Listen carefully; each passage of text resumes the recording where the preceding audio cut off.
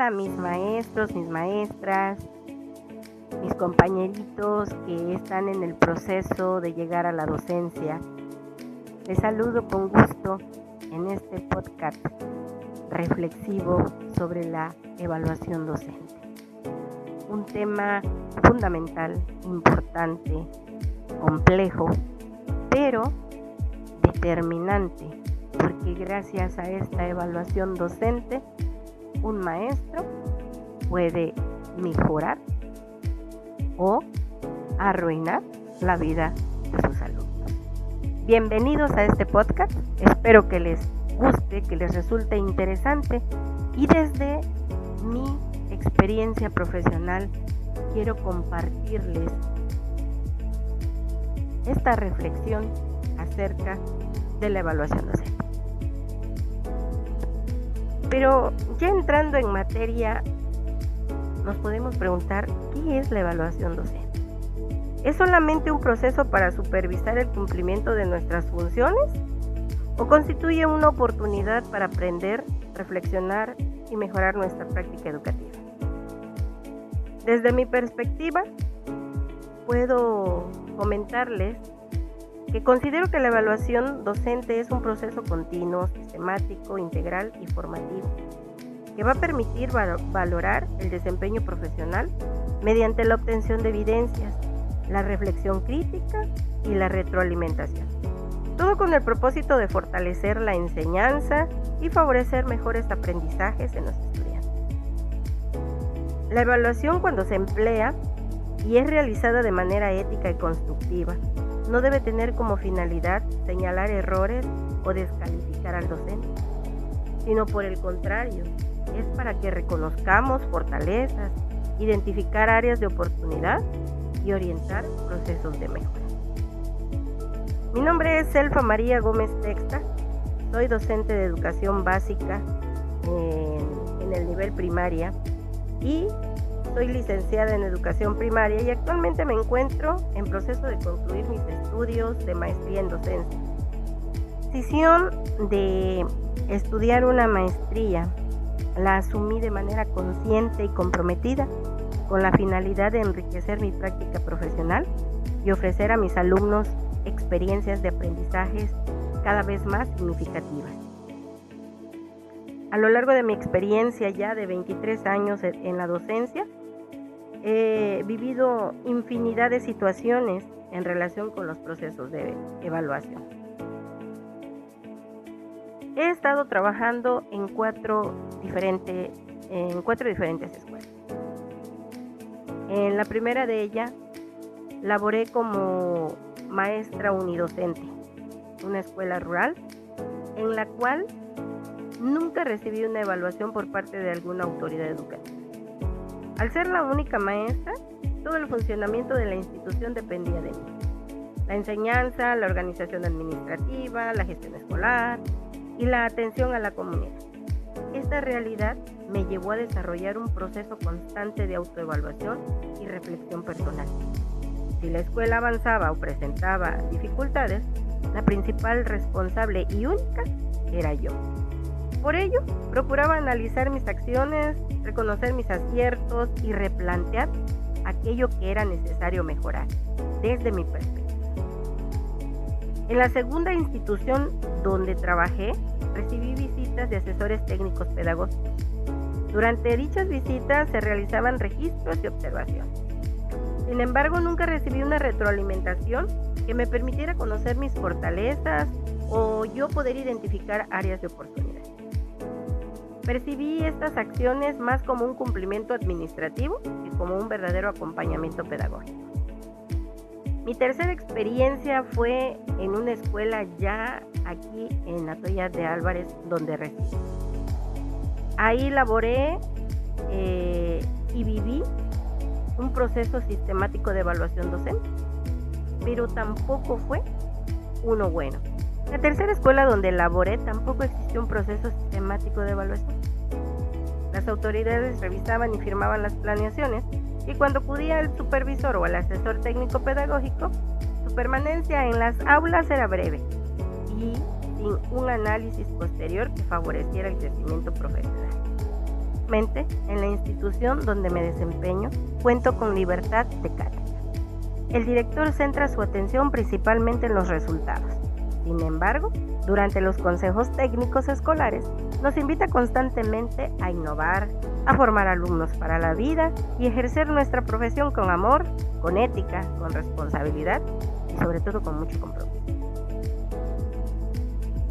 Respecto a los agentes evaluadores, a lo largo de mi experiencia han participado directivos, supervisores, asesores técnicos pedagógicos. Sin embargo, debo reconocer que el agente evaluador más constante he sido yo misma, a través de la autoevaluación. Considero que mis alumnos son mis evaluadores más genuinos y efectivos, porque sus aprendizajes, sus actitudes, su desempeño y sus dificultades me muestran de manera permanente la efectividad de mi práctica educativa. También los padres de familia representan una valiosa fuente de retroalimentación, ya que sus comentarios y observaciones me permiten comprender el impacto de mi labor más allá del aula. En cuanto a los instrumentos de evaluación, reconozco y utilizo el diario de clases, las rúbricas, las listas de cotejo, las guías de observación, las bitácoras, el portafolio de evidencias y otras más. También implemento estrategias como el aula invertida para obtener información sobre el aprendizaje de los estudiantes. Cada uno de estos instrumentos que he mencionado se selecciona o los he seleccionado con las características del proyecto, con el campo formativo y con las necesidades de evaluación permanente de mis alumnos. Cabe mencionar que son los únicos instrumentos de evaluación que reconozco, porque son los que aplico. Por parte de mis autoridades inmediatas, nunca he recibido un formato donde yo pueda observar mis avances, si he retrocedido, mis áreas de oportunidad, mi fortaleza y más que nada sugerencias para mejorar. No los conozco, no los he tenido de manera física en la mano y eso es perturbador. Respecto al proceso de retroalimentación, debo reconocer que en la mayoría de las ocasiones la retroalimentación recibida por parte de las autoridades educativas ha sido limitada, poco sistemática y escasamente formativa.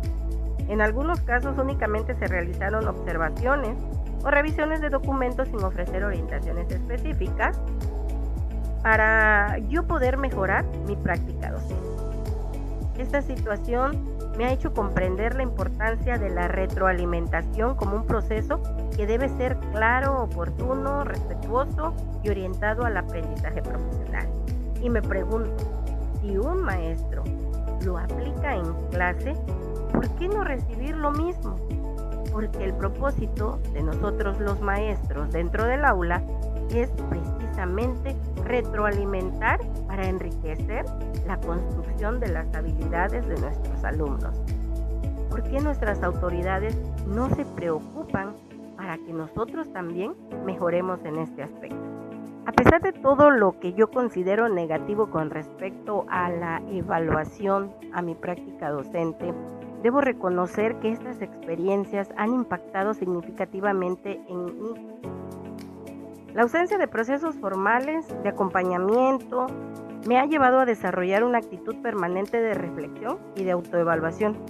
Aprendí a observar de manera crítica mi propio desempeño, a analizar los resultados de mis alumnos y a reconocer que cada avance, dificultad o necesidad de aprendizaje constituye una oportunidad para mejorar mi enseñanza.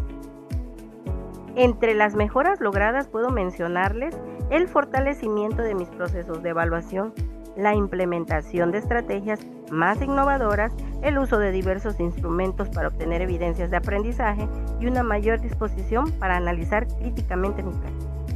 Asimismo, he desarrollado la capacidad de reconocer que la evaluación no debe ser vista como un mecanismo de control, sino como una oportunidad de crecimiento profesional.